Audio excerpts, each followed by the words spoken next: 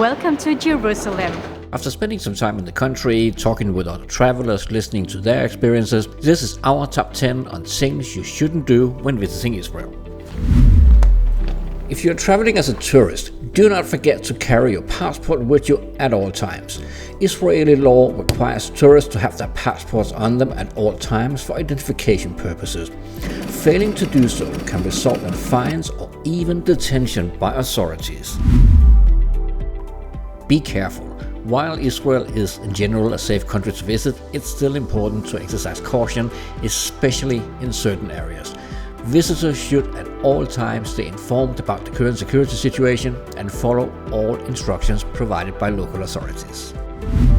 Do not at any time enter Palestinian territories without proper research and understanding of the situation.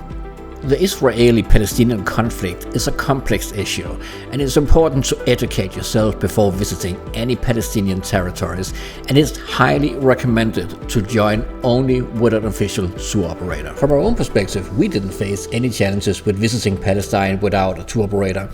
We did some research and we saw that if a taxi had a yellow sticker in the window, this means that they have permission to drive into Palestine.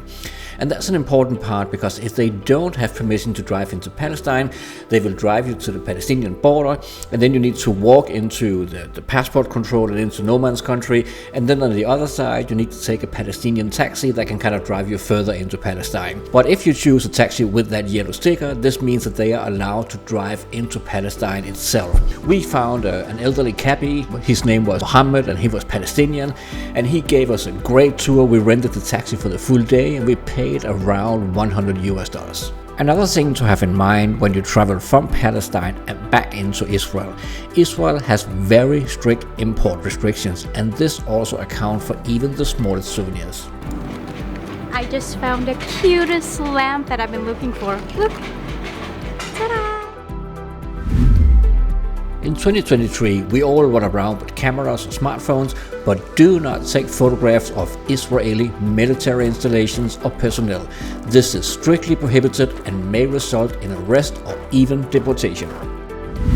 Don't forget about Shabbat. Shabbat is the Jewish day of rest. So we just learned something interesting. It's Shabbat.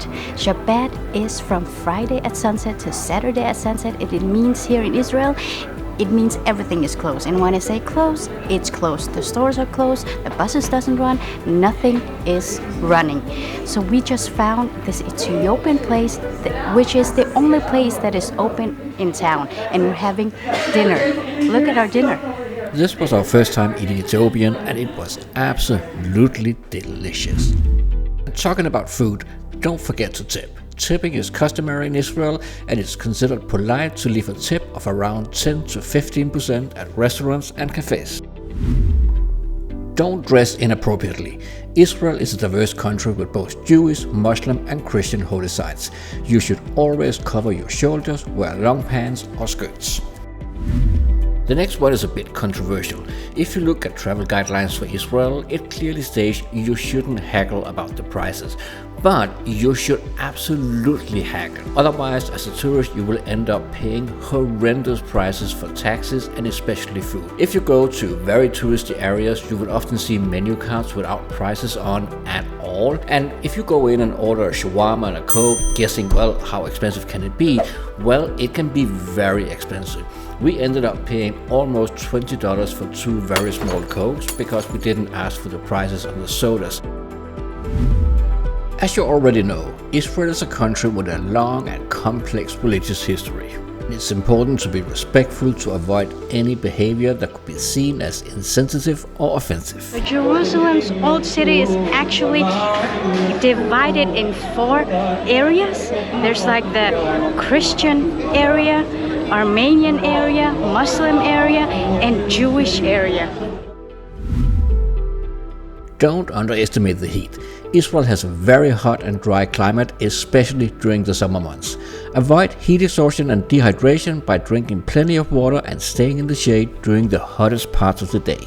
To end this video on a positive note, should you get the chance to visit Israel, you should do it for sure. Thanks for watching, and see you next time at a new destination.